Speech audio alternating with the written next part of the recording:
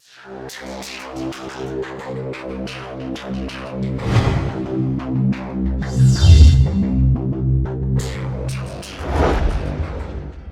2023년 4월 27일 아침입니다. 오늘 생각보다 날씨가 쌀쌀합니다. 새벽같이 제가 좋아하는 친구랑 같이 마포대교에서부터 서울 잠수교를 건너서 다시 강남 한강 따라서 다시 여의도를 건너서 마포까지 한 15km는 되겠죠. 신나게 새벽같이 한 2시간 자전거 타고 왔습니다. 기분이 굉장히 좋네요. 좀 기다렸습니다. 한미 정상회담에서 뭐가 나올까? 도하 언론들이 많은 보도를 쏟아냈습니다. 한미가 사실상의 핵공유를 했다라는 기사를 대개 일면에 덮고 있습니다. 저는 지금 한미 정상이 발표한 정상회담 성명문을, 스테이트먼트를 쭉 봤습니다. 일별을 하면서 해석을 해야 되는데 이게 제가 잘 아는 부분이 있고 모르는 부분이 있고 또 저의 편견이 있고 그래서 조금 오역이 나올 수도 있을 겁니다. 지금 신문 기자들도 각자가 보기에 그 다음에 또 대통령실에서 강조하는 부분에 따라 기사를 쓰다 보니까 강조한 보도된 부분이 있고 빠진 부분이 있습니다. 한미 정상회담 다시 보기 한번 정리를 해드리겠습니다. 윤석열은 바이든에게 한미일 협력이라는 선물을 했고 바이든은 윤석열에게 괜찮은 날개를 달아줬다. 저는 이렇게 봅니다. 우선 이 공동성명 원문하고 한글 번역본은 대통령실 사이트에 들어가면 있습니다. 그걸 보시면 될 텐데 아마 제가 좀 해설을 좀 드리겠습니다. 바이든 정부로서는 두 번째 국빈 방문으로 한국의 대통령 윤석열을 초청했다. 그렇게 강조를 하면서 시작되는 이 성명은요. 이 동맹의 가장 큰 성공은 한국과 미국 국민을 더 안전하고 밝은 미래로 가게 하는 데 있다. 그런데 목적을 두고 있다라면서 한미동맹을 계속 이어나가겠다. 사실 2차 대전 이전까지 동맹은 수시로 깨졌습니다. 그거는 이제 하도 이 세력이 막 뒤집어지니까 국제정치학에서 세력 균형 이론이 있어요. 서로 막 세력이 삐삐등하게 되면은 이 전쟁을 하지 않고 간다 그러는데 또 세력 전이 이론이 있습니다. 2등 국가가 1등 국가를 따라잡는 거죠. 이렇게 되면 오히려 전쟁이 난다는 거죠. 세력 전이 이론에 따르면은 세력이 비등비등할 때 싹 앞서잖아요. 이럴 때 전쟁이 날 수도 있습니다. 그래서 세력 균형 이론하고 세력 전이 이론이 조금 대립적인데 2차 대전 이전까지는 세력 전이 이론이 현상을 풀어가는데 굉장히 합리적이었다면 이후로는 세력 균형 이론이죠. 균세가 굉장히 중요한데 이 세력 균형 이론을 자세히 보게 되면 압도적으로 우월한 사람이 이 도전을 못하도록 찍어 누르고 있는 게 세력 균형 이론이죠. 그래서 2차 대전 이후에는 미국이 압도적으로 2차 대전 직후에는 전 세계 경제력, 군사력의 절반 이상을 미국이 갖고 있었으니까 압도적이고 지금도 뭐 4분의 1 이상 갖고 있으니까 다른 나라가 일치 단계에서 합칠 수가 없잖아요. 그래서 미국의 영향력은 절대적입니다. 이러다 보니까 미국과 맺은 동맹은 깨지지 않습니다. 세력 전이 이론이 통하던 2차 대전 이전에는 자꾸 역전이 되니까 동맹이 깨지죠. 그래서 잦은 전쟁이 있었는데 지금은 2차 대전 이후에는 큰 전쟁이 없는 상황입니다. 그래서 이제 한미는 이 한미동맹이 한국과 미국을 더 안전하게 한다라고 하면서 앞으로도 더 끌고 나가겠다. 70년 동안, 지난 70년 동안 포괄적 글로벌 협력을 증대시켰고 영내 안전을 강화했다 하면서 상당히 좋게 평가했습니다. 앞으로도 더 끌고 나가겠다라고 하면서 글로벌 포괄적 전략 동맹, 인도태평양 지역의 평화와 안정 번영의 핵심 축이다. 한미동맹이. 그러니까 이제 한미동맹을 토대로 아시아 태평양, 인도 태평양 전체의 안전을 추구하겠다라는 의지를 피력했습니다. 미일 정상회담에도 아마 미일 안보 조약은 인도 태평양 지역의 평화와 번영의 핵심 축이다 말이 들어갈 겁니다. 그 다음에 미국하고 호주가 만나도 오커스를 하면서 아마 이런 얘기가 들어갈 텐데 어찌됐든 미국은 인도 태평양 전체의 안전을 기여하는 린치핀이라 그럴까? 이 지렛대로서 한국이라는 지렛대, 일본이라는 지렛대, 호주라는 지렛대를 이용하겠다. 그리고 그런 지렛대를 이용해서 견제하는 세력은 북한과 중국, 특히 중국이 되는 거죠. 이런 의지를 확인했습니다. 그래서 이게 미국과 같이 한국 이런 나라들은 글로벌 리더, 세계 여론을 끌고 나가겠다라고 했습니다. 아닌 게 아니라 윤 대통령은 오커스의 출범을 포함한 영내 평화 안전을 보장하기 위한 미국의 협력적 노력에 대한 지지를 표했다라고 밝혔습니다. 네. 그럼 미일 안보동맹은 오래된 거니까 당연히 지지하는 거고, 오커스가 새로 출범하는데 윤 대통령이 지지한다. 미국도 이제 딱 묶어놓은 거죠. 네. 그리고 나서 양 대통령이 합의를 한 게 러시아의 우크라이나 침략을 규탄했습니다. 그리고 국제사회와 함께 연대하겠다 그랬습니다. 상당히 중요한 얘기입니다. 규탄하고 연대한다. 그리고 주권과 영토를 보존하려는 우크라이나와 함께 하겠다. 러시아의 행위를 민간인과 핵심 기반 시설을 대상으로 하는 러시아의 행위. 이게 상당히 애매한 표현인데, 민간인을 죽이고 우크라이나의 그 산업시설을 때려 부수는 러시아의 행위를 강력한 언어로 규탄한다 그랬습니다. 그래서 두 나라는 제재와 수출 통제를 통해 책임을 묻겠다 그랬습니다. 러시아의 국제법 위반에 대해서 단호히 대응하겠다 그랬습니다. 얼마 전에 제가 해로 연구에서 우크라이나 전쟁 가지고 한 간단한 세미나를 가졌는데, 그날 연세대학교 정외과의 김현정 교수하고 조훈 박사, 연세대학교 조훈 박사가 lawfare라는 걸 발표했어요. law라는 건 법이죠. fair란 단어는 좀 헷갈리는데, 우리가 전쟁을 warfare라 그러잖아요. 그래서 법률전입니다. lawfare. 이 러시아가 우크라이나를 침공한 것에 대해서 법률적으로 공격을 하는 lawfare를 해야 된다 그랬는데, 지금 한미 정상은 그러한 문제에 대해서도 합의를 했습니다.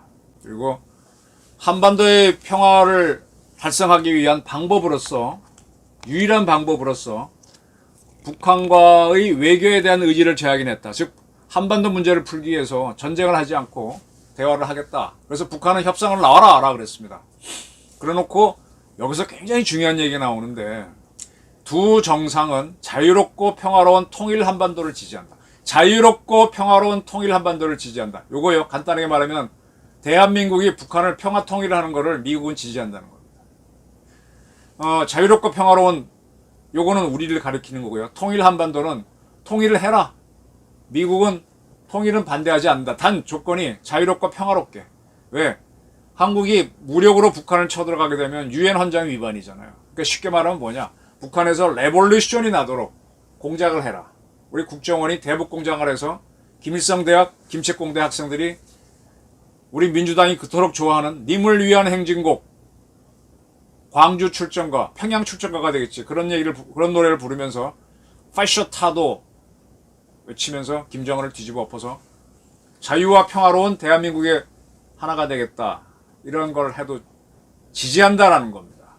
요런 비슷한 얘기는 지금 지난번에 암살당한 아베 총리도 한 10년 전이죠. 조선일보 월간조선의 조갑재 편집장과의 인터뷰에서 대한민국이 자유롭고 평화로운 대한민국이 통일을 하는 걸 지지한다라고 밝혔습니다. 사실 이게 굉장히 중요합니다. 정전협정에 따르면 대한민국은 그대로 분단돼 있어야 되는데, 미국과 일본이 우리 주도의 통일을 지지한다. 중요한 겁니다. 그리고 양 정상은 북한 주민에 대한 인권과 존엄성을 침해하고 있고, 희소 자원을 갖고 WMD를 개발한다. 희소 자원은 이제 희귀 금속 같은 거 있죠. 그런 게 들어가야 이제 아주 특수한 금속을 만드는데, 그거 갖고 WMD를 대표적인 게 우라늄이죠. 그런 걸 개발하는 결정을 내리면서 한미 동맹의 심각한 도전을 야기한다. 이걸 규탄하겠다. 한미 동맹은 WMD를 만들고 있는 북한을 적으로 하겠다. 분명히 했습니다. 이런 것들은 우리 언론들이 쉽게 강조를 못 해줍니다. 그 다음에 상당히 흥미로운 게 나오는데, 재생 및 원자력 에너지를 포함한 청정 전력 비중을 현저히 확대하기로 합의했다.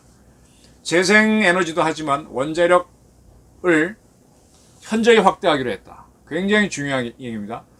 탄소 감축, 재생 에너지 및 수소 기술의 개발 및 보급에 협력하고 산업 건설 및 수송 분야에서 에너지 효율을 강화하기로 했다. 제가 전쟁을 굉장히 관심 있고 군에 관심이 있는 사람입니다. 이걸 하다 보니까 국제정치를 하게 됐고, 국제정치를 하다 보니까 에너지 문제, 에너지가 없으면은요, 밥만 먹으면 못 싸우고 식탄 없으면 못 싸웁니다. 그래서 제가 에너지 문제, 따로 원자력과 관련해서는 한 책도 한 3권 내서, 원자력은 좀 공부가 돼 있는데 중요하죠. 핵무기로 연결되기도 하고. 그래서 에너지 문제를 굉장히 중요하게 보는데 양 정상이 에너지 문제를 중요하기로 했다. 네, 에너지를 차단하면 북한도 죽죠. 그리고 양국은 원자력 에너지의 평화적 이용에 약속한다. 앞으로 한미 간에 파이로 프로세싱을 포함해서 더 많은 협력이 있죠. 지금 미국이 원자력에 대한 원천 기술은 갖고 있지만 그 원천 기술을 갖고 가장 실용적으로 만들어 놓은 건 지금 대한민국 가장 싸게. 이게 문재인이가 완전히 망치려고 그런 거예요. 우리는 원전을 계속 지었기 때문에 이 공급망이 돌아가잖아요.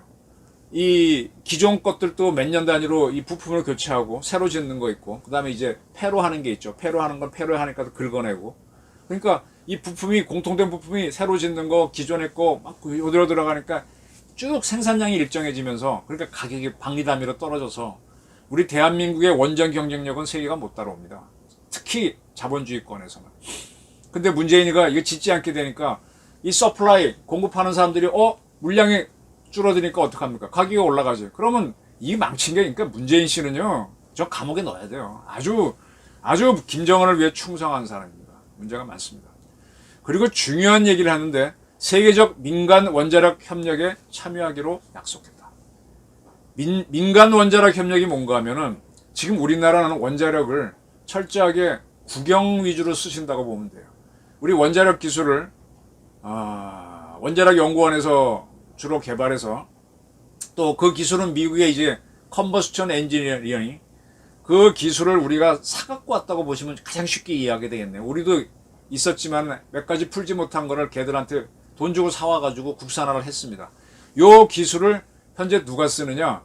코펙이라는 회사가 원자로를 설계하는 회사입니다. 그 설계해서 건설은 현대건설, 대림건설 이런 회사들이 가서 원전을 지어주면 한국 수력 원자력이 돌려서 국민들한테, 우리 한전 자체도 공기업이잖아요. 국영기업이잖아요. 이렇게 하는데, 앞으로는 이 원자력 발전소를 지어서 민간도 짓게 하겠다는 얘기입니다. 그럼 민간도, 예를 들어 두산 같은 경우는 원자력 기업이니까 자기들이 원자를 하나 짓는 거야. 지어갖고 뭐 자기네 땅이 있고 주민들 동의 받으면 한전에 납품할 수도 있죠. 그 다음에 또 중요한 게 뭔가 하면, 지금 울진군이 이제 앞으로 이 두 정상회담 보게 되면, 아까 수소 기술의 보급 및 개발에 협력한다는데, 수소로가 이게, 제가 수소 로켓 얘기하면서 케로신하고 산소를 태워서 하는 게 기존 로켓인데, 액체 수소하고 액체 산소를 기화시켜서 탁 태우면 엄청난 힘이 나온다. 예, 수소 에너지가 앞으로 미래 에너지원입니다. 수소를 생산해야 되는데, 수소를 생산하려면은 많은 전기가 필요해요. 왜냐하면 수소는 영하 한 230도까지 낮춰야만 수소가 액체가 되고 압력도 가야 되거든. 압력 가려면은 에너지가 있어야 되죠. 그래서 원자력 발전소를 지어서 거기서 나오는 전기를 갖고 이 물을 H2O를 분해하면은 산소가 나오고 수소가 나오잖아요. 그때 필요한 전기를 공급하는 거죠. 그리고 압축하고 냉각할 때. 그 수소 생산 전용 원자로가 지금 검토되고 있습니다. 저도 이걸 추진하는 박기철 전 한전 전무죠. 그런 분들이 추천하는데, 이런 사업들을 하게 되면은 원자로를, 그런 거 할 때 이제 SPC를 만들어서 현대도 투자하고 두산도 투자하고 누구 투자해서 법인 하나 만들어 갖고 코펙이 설계하고 한 거를 뭐 두산이나 이런 회사들이 지어 가지고 거기서 나오는 거를 수소를 생산해서 현대차에 주게면 현대차 수소차를 만들고, 또 수소를 갖고 여러 가지 실험을 하죠. 지금 경상북도 울진군이 그러한 수소 생산 단지를 만들겠다고 하면서 실증 연구용으로 한번 하기 위해서 실증 단지를 승인 받았습니다. 자, 이렇게 되면은 원자력이 공공 분야에서 민간 분야로 넘어가면서 원자력이 다양하게 쓰이겠죠. 그렇게 되다 보면 나중에 뭐 이미 군사적으로 하고 있지만은 선박들에도 핵 추진으로 갈 수가 있죠. 잠수함도 그렇고 배도 그렇고, 뭐 비행기도 앞으로 나올 수 있겠죠. 비행기는 아직 좀 빠른가? 뭐 그런 것들에 대한 중요한 합의가 있었습니다. 굉장히 중요한 겁니다. 이런 부분들은 언론이 놓치고 있습니다. 그 다음에 바이든은 한국이 첫 번째 인도 태평양 전략이 양국이 공유하는 역량에 대한 공약을 반영하는 거로 환영한다. 지금 바이든 대통령은 윤 대통령이 인도 태평양 전략을 내놨어요. 대한민국판. 그거를 환영한다. 이거는 역내 안정. 이제 대한민국 안전만을 위해서 미국에 매달리는 한미동맹이 아니라 한미동맹을 토대로 대한민국 바깥에 인도 태평양 전체의 기존 질서 유지에 기여하는 거다. 윤 대통령이 내놓은 걸. 그러면서 여러 가지 얘기합니다. 그러면서 양국은 인도 태평양 경제 프레임워크, 인도 패시픽 이코노믹 프레임워크, 줄여서 IPEF입니다. IPEF가 높은 수준의 성과를 내도록 두 나라는 지원한다. 그리고 기술 지원, 역량 개발 및 여타 협력 이니셔티브를 위한 자원을 제공한다라고 했습니다. IPEF가 앞으로 중요해집니다. IPEF는요, 인도 태평양 13개국이 참여하는 대규모 경제 통상 플랫폼입니다. 미국이 주도하는 겁니다. 중국을 제외하고 하는 겁니다. 즉 미국이 2차 대전 이후에 가트라는 걸 만들어서 냉전이 참여했을 때 소련권을 제외한 국가들, 친서방 국가들을 묶어서 그 나라끼리는 자유무역을 하게 했죠. 그래서 서방권이 쫙 하면서 공산권을 압도하게 되는 겁니다. 그러다 결과 동유럽 공산 국가들과 소련이 무너지는 사태를 겪은 거죠. 이 경제와 국방은 같이 가는 건데, 미국이 소련을 붕괴시키고 난 다음에 이 가트를 WTO로 바꿔요. 세계무역기구로 바꿔갖고 중국도 가입시킵니다. 미국이 그 전에 중국과 소련을 띄워놓고 중국을 자기 편으로 끌었거든. 그때는 중국을 WTO에 가입시켜서 중국이 지금처럼 고속성장할 수 있도록 만들어줬어요. 세계 자유무역에 들어오게 해준 거죠. 근데 중국이 충분히 크더니만 지금 미국에 대들어, 그러니까 중국을 배제한 새로운 기구를 만드는 겁니다. 한참 중국이 클 때 아시아 태평양 지역에 미국이 힘을 썼던 게 APEC이라고 있습니다. 아시아 경제 협력 기구인가 해서 중국, 미국, 일본, 한국 했는데 이거 해놓으니까 중국이 설쳐. APEC은 요즘 아주 비중이 줄고 IPEF를 중국을 제외한 인도 태평양 주요국가, 친미국가를 중심으로 이렇게 끌고 나가겠다. 근데 이거 양국이 서로 합의했다. 그런 얘기입니다. 이거는 이제 굉장히 중요한 거고요. 이 IPEF 4차 협상을 올해 중 부산에서 실시한다. 윤 대통령이 발표했는데 바이든은 환영한다 그랬습니다. 이렇게 되면 한국과 미국은 경제 동맹이 더 강화되는 거죠. 다자간으로. 그 다음에 두 정상은 한미일 3국 협력의 중요성을 강조했다 그랬습니다. 굉장히 중요합니다. 바이든은 한일 관계 개선을 위한 윤 대통령의 대승적 조치를 환영한다. 3자 변제하는 거, 징용 문제에 대해서 아주 큰 결정을 했죠. 그 다음에 지역 및 경제 안보에 관한 3국 협력 심화로 이어지는 한미일 간 협력 확대를 강력히 지지한다 그랬습니다.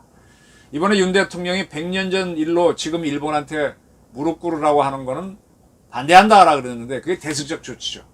이거 가지고 오역을 했니 뭐 했니, 아유 시끄러워야. 난 오역하면 어떻고 아니면 어떻고 뭔지 다 알아들었는데, 지금 저 시내 돌아다녀 보면은 뭐라 그러더라? 친일매국, 친미호전, 윤석열 정권을 타도하자인가? 민중당이가 붙여놓은 게 있던데, 그렇게 선동을 해도 결국과 한국과 미국은, 한국과 일본이 대승적으로 합의를 하고 윤 대통령이 크게 인정해줬죠. 옛날에 김대중 대통령도요, 한일 관계가 5,000년이죠. 백제, 또 그 이전에 일본 사람들이 말한 도레인들은 우리 쪽에서 넘어간 사람들이잖아요. 그런 긴 역사가 있는데 한 70년의 그 역사 때문에 한일 관계를 다 부정한 건 어리석다라고 DJ가 얘기한 적이 있는데, 그때는 입도 뻥긋 안 하던 자들이 지금은 다 날뛰고 있습니다. 왜? 윤 대통령이 한국을 한번 뛰게 할 수 있는 기반을 만드니까 못 보는 거예요. 이건 북한하고 내통하는 자들입니다. 그래서 이렇게 이제 미국이 윤 대통령이 일본 문제를 푼 거를 지지한다라고 했습니다. 그 다음에 북한의 고도화되는 핵 미사일 위협을 억제하기 위해서 대잠전, 사실 북한이 잠수함을 갖고 와서 우리를 협박하는 거는 가능성이 없죠. 북한이 SLBM을 싣고 오는 잠수함은 지금 안 됐고, 그러다 보니까 핵 어뢰를 만들었는데 그런 걸 잡는 게 대잠전이 되겠죠. 플러스 해서 이 대잠전은 한미 잠수함이 들어가서 북한을 SLBM으로 때리는 걸 얘기합니다. 해상미사일 방어 훈련이 정례화되었다. 해상미사일 방어. 그러니까 이제 SM-3로 북한 미사일을 잡는 건데, 지금 하나의 유감인 게 우리가 2차 이지스 사업 정조대왕급을 하면서 SM-6를 탑재하고 SM-3를 탑재하지 않겠다 그랬습니다. 상당히 유감인데 어쨌든. 그 다음에 해양 차단 훈련. 북한에서 배가 나오고 중국에서 유사시 배가 나오면 차단하는 훈련을 하고 등등. 삼국 간 훈련을 산다. 한미일 군사협력이 많이 올라가는 거죠. 그리고 아주 중요한 얘기를 합니다. 양정상은 영내 안보와 번영의 필수 요소로 대만 해협의 평화와 안정, 유지의 중요성을 제약했다. 이번에 윤 대통령이 대만 해협 문제를 힘으로 바꾸려 하지 말라 그런 거 가지고 중국에서 불에 타 죽는다. 뭐 온갖 협박이 나오고 대한민국에서도 좌파들이 떠들어대는데 윤 대통령의 발언을 바이든이 적극 지지했습니다. 대만 해협의 평화와 안정 유지의 중요성을 제약했다. 그리고 불법적인 해상 영유권 주장, 매립 지역의 군사화 및 강압적 행위를 포함한 인도 태평양에서의 그 어떤 일방적인 현상 변경 시도에 강력히 반대한다. 중요한 얘기네요. 이게 뭔가 하면은 지금 남중국해에 거기에 이제 이런 모래톱이 있는데 모래톱은 소유권이 없는 거잖아요. 그걸 중국이 자기네 섬이라 그러면서 거기다 시멘트를 부어갖고 뭐 공항도 만들고 군사비행장 만들고 뭐 시설하고 자기네 섬이라 그러고 있어요. 이게 다 불법입니다. 해상 영유권 주장하는 거. 이거 반대한다. 거기가 매립지역이죠. 매립지역의 군사화 및 강압적 행위. 그래놓고 그 12의 1이 주변으로는 자기네 섬이니까 다른 나라 배는 들어오지 마라. 들어오려면 허가 받고 들어오라. 이거 미국이 인정 안 하고 그걸 막 군함 집어넣고 있죠. 웃기지 마라 중국. 한마디로 그런 거고. 인도 태평양 지역에서 현상 변경을 일방적인 현상 변경 시도를 강력히 반대한다. 힘으로 하지 마. 중국 너 그러면 네가 타 죽어. 네가 타 죽어. 한미가 선언한 겁니다. 앞으로 한중 관계는 중국에서 뭐 환95 편집장 출신이 버럭버럭 대들던데 뭐 그 친구 그건 뭐 중국 놈들 그렇죠 뭐. 예, 한미 한중 관계는 안 좋아질 각오하십시오. 네. 그리고 유엔 해양법 협약에 따라 남중국해 문제를 해라. 항행의 자유, 합법적인 사용을 보장하는 것을 다시 확인했다. 네. 그리고 한 태평양 도서국 정상회의를 대한민국이 개최합니다. 이 태평양에 조그만 나라 뭐가 있나요? 뭐 사모아, 마샬 뭐 그런 섬들에 있는 조그만 나라들과 정상회담을 하는데 이게요 이런 나라들이 왔다 갔다 기리바시도 있고 이런 나라들이요 중국이 돈 주면 중국으로 가고 일본이 돈 주면 일본으로 가고 합니다. 일본이 대동아 공영권을 할 때 뭐 베트남 이런 지역 넣기도 했지만 이 도서국가들을 많이 넣었었어요. 그 다음에 중국이 돈을 대만이 이제 중국하고 벌어진다면 또 이쪽에 돈을 많이 써서 자기네 지지하게 만들었대. 요즘 또 중국이 거기 돈을 써서 많이 지지하게 만듭니다. 그쪽 나라는 돈 주는 대로 왔다 갔다 하는데 일본이 또 거기다 하고 근데 우리까지 하게 되면 이제 태평양 국가들이 왔다 갔다 하지 못 중국이 손대지 못하도록 차단하겠다는 얘기입니다. 그 다음에 인플레이션 감축법 IRA인데 이 IRA 때문에 지금 대한민국 자동차 수출이 좀 어려워졌는데 한국 기업들의 우려를 완화하기 위해 한미 양국이 기울여온 노력을 평가했다라는데 IRA 문제를 풀어보겠다라고 했습니다. 그 다음에 이거 난 뜻밖인데 국가안보보좌관 미국에 그 다음에 우리 대한민국의 국가안보실장 조태용 실장이 둘이 차세대 핵심 신흥기술 대화를 창설하겠다. 두 양반이 안보 문제만 하면 되는데 핵심 신흥기술에 대한 협력을 하겠다. 앞으로 기술이 뭐겠습니까? 최첨단 반도체, 배터리, 디지털 기술, AI, 바이오 이런 것들이죠. 이런 것들을 이게 안보 차원에서 굉장히 중요한 거죠. 그걸 양쪽의 안보 책임자가 하겠다는 겁니다. 그리고 이제 이런 것들이 제때 공급이 돼야 안보 시스템 지금 러시아 같은 경우는 이 공급망이 무너졌잖아요. 국제무역에서 배제가 되니까 식탐 만드는 것도 어려워서 북한한테 지금 뭐 손 벌리고 있고 그러는 건데 첨단 무기, 첨단 장비 같은 경우는 이런 핸드폰에도 첨단이 들어가는데 무기에는 얼마나 들어갑니까? 그래서 공급망을 확보하기 위해서 양국은 안보 책임자들이 서로 합의한다 이런 걸 결정했습니다. 그리고 글로벌 방위상에 있어서 협력 강화하고 국방 상호 조달 협정 체결한다. 국방 상호 조달 협정 이거 장원준 산업연구원 연구원이 주장해가지고 대통령 공약에도 들어간 건데 지금 우리는 미국 무기를 많이 수입하지 않습니까? 근데 우리 무기는 미국에 수출하는 게 없거든요. 수출하려면 뭐가 필요해요? 미국 규격에 들어가야 되죠. 우리가 나토 표준은 맞추지만 뭐 미국의 완제기가 들어가도 되고 부품이 들어가도 딱딱 미국 규격에 맞아야 되잖아요. 그래서 지금 우리 한국 원자력 같은 경우에는 미국도 원자력 자기네 기준이 있습니다. 그래서 APR 1400 US 버전은 미국 기준에 맞춘 거예요. 그거 내놓고 미국 시장 도전하려고 그러잖아요. 똑같이 우리 방위산업도 미국 친구들은 뭐 첨단 무기 만들면 되고 걔네가 필요한 소총은 우리 거 쓰니까 더 쌀 수 있지. 응? 이번에 실패하긴 했지만 TOC 같은 거 뭐 훈련기는 우리 게 날 수도 있고 이번에 미국에서 뭐 리터럴십 연안 전투함 만들었는데 이거 진수하다가 그 예인선하고 충돌하고 뭐 그랬는데 미국에서 그런 연안 전투함은 우리의 대우나 현대가 훨씬 잘 만들죠. 그렇게 하려면은 상호 조달 협정을 체결해야 되는데 그걸 하기로 했답니다. 그런 노력을 촉구하였다. 그리고 양 대통령은 양국의 동맹은 사이버 공간에도 적용된다. 사이버 세계는 누구의 영토도 아닌데 거기에서 한미가 동맹을 맺습니다. 그리고 한미 동맹은 우주에도 적용된다. 한미 동맹은 미국 영토하고 대한민국 영토에만 적용되는 줄 알았더니 사이버 세계하고 우주에도 적용된다.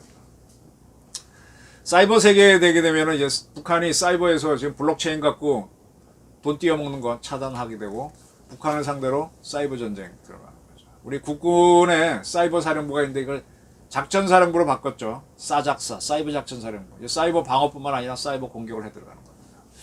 우주 협력을 통해서 이제 달 탐사 아르미타스인가 같이 하기로 했다. 우리는 윤 대통령은 항공우주청을 만들겠다 그랬습니다. 이거 좋죠. 그래서 지금 항공우주연구원에서 누리호를 성공하고 난 다음에 이제 본격적인 생산은 하나 에어로스페이스한테 넘겼죠. 그래서 하나 에어로스페이스가 좀 주식이 많이 뛰고 있는데 우리 발사체를 개발해야 됩니다. 근데 이제 우리 발사체는 미국의 스페이스 X의 모델을 머린 엔진을 본따 갖고 누리 엔진을 만들어서 묶어서 가는 건데 아직 누리 엔진이 머린 엔진만큼 성능이 가격대 가성비가 안 나오는 게 문제입니다. 이걸 떨어뜨리면은 우리도 우주가 비약적으로 지금 수소 위주로 간 일본하고 프랑스를 중심으로 한 유럽을 잡고 우리가 떠오를 수 있죠. 이거 반드시 해야 됩니다. 그 다음에 위성 같은 경우는 우리가 위성을 꽤 제작은 잘해요. 발사체가 딸리고 있습니다.